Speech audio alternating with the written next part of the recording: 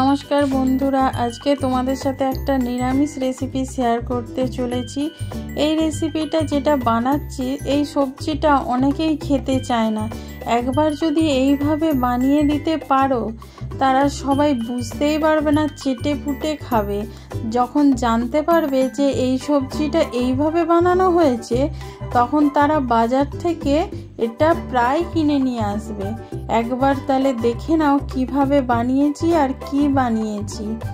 এটা ছোট থেকে বড় সবাই খুব পছন্দ করবে, আর রুটি পরোটার সাথে খেতে তো অসাধারণ লাগবে। তাহলে ভিডিওটা প্রথম থেকে লাস্ট পর্যন্ত দেখে নাও যে আমি কিভাবে এই রেসিপিটা বানিয়েছি আর এটা কত তাড়াতাড়ি কত সুন্দরভাবে বানানো যায়। আমি সুস্মিতা রান্নাবান্নায় স্বাগত জানাচ্ছি।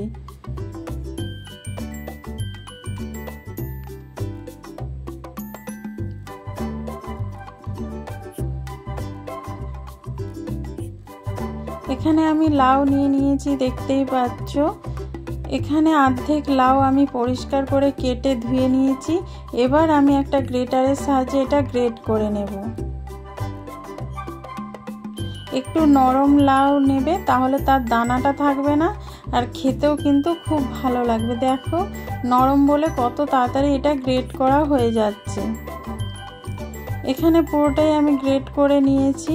এবার একটা বাটি নিয়েছি, বাটির মধ্যে আমি 3 থেকে 4 চামচ বেসন দিয়ে দেবো। এটা খুব তাড়াতাড়ি বানানো যায়, আর এতটা টেস্ট, এত কম উপকরণ দিয়ে বানানো যায়, তোমরা না বানালে বুঝতেই পারবে না।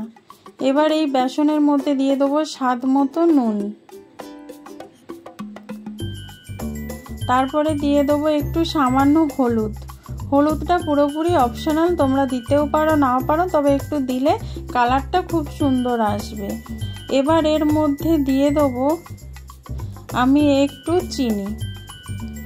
যারা মিষ্টি খেতে পছন্দ করে না তারা মিষ্টিটা দেবে না, বা যাদের সুগার আছে তারা কিন্তু চিনিটা অ্যাভয়েড করতে পারো।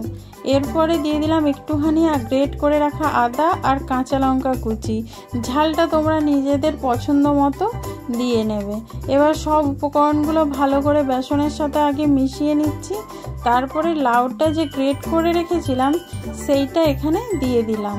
দেখো এই লাউ থেকে যে জলটা বেরিয়েছে বা গ্রেট করার লাউটা পুরোটাই কিন্তু এখানে আমি দিয়ে দিলাম বেসনের মধ্যে। এবার ভালোভাবে এটাকে মিশিয়ে নেব।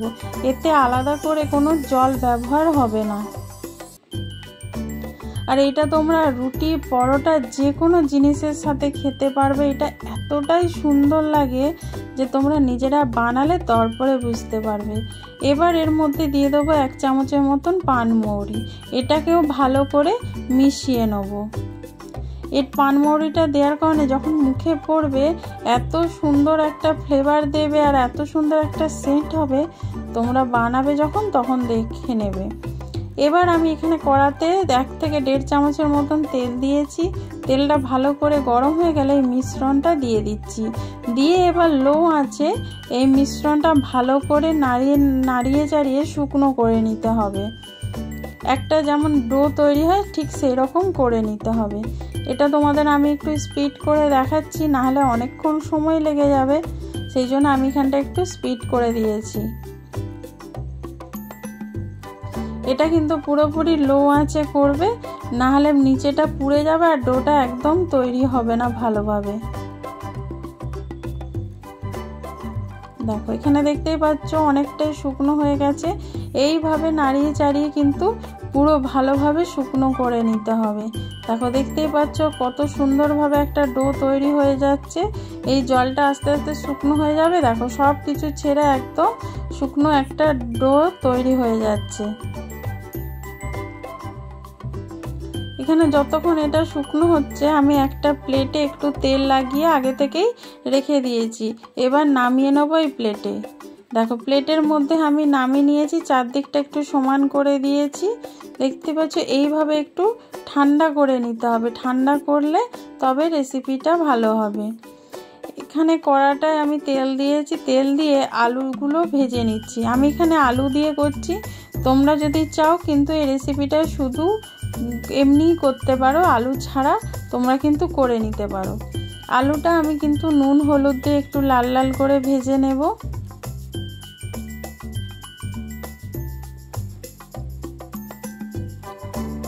এখানে বন্ধুরা আমি এখানে তোমাদেরকে দেখিয়ে দিচ্ছি, দেখো এটা আমি আগেই কেটে নিয়েছিলাম, এখানে আমি পিস পিস করে নিয়েছি।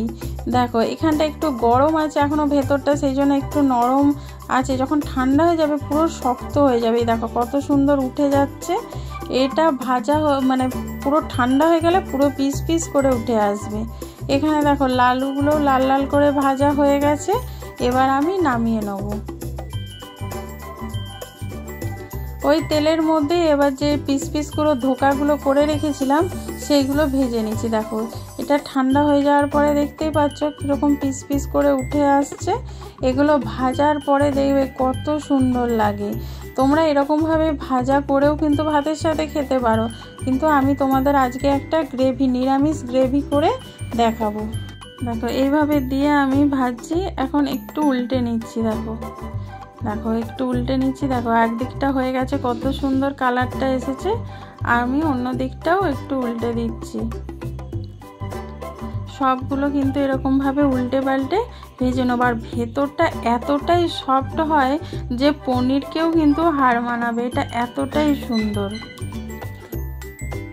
দেখো এইভাবে লাল লাল করে আমি ভেজে নিয়েছি। আর কতটা ফুলেছে তোমরা দেখতে পাচ্ছ, কত বড় বড় হয়ে গেছে, কিন্তু এগুলো কতটা মোটা মোটা হয়ে ফুলে গেছে। এইভাবে তোমরা সব ভেজে নেবে। এবার ওই তেলের মধ্যে দিয়ে দিচ্ছি আমি একটু গোটা জিরে, তারপরে দিয়ে দেবো গ্রেট করে রাখা আদা। যেহেতু আমি নিরামিষভাবে করছি সেই জন্য এখানে পেঁয়াজ রসুন ব্যবহার করছি না। এবার আদাটা আমি একটু ভেজে নিচ্ছি, তারপরে দিয়ে দেবো একটা টমেটো কুচি। টমেটো আর আদাটা একসঙ্গে ভালো করে ভেজে নেব, যাতে আদার কাঁচা গন্ধটা চলে যায় আর টমেটোগুলো নরম হয়ে যায়।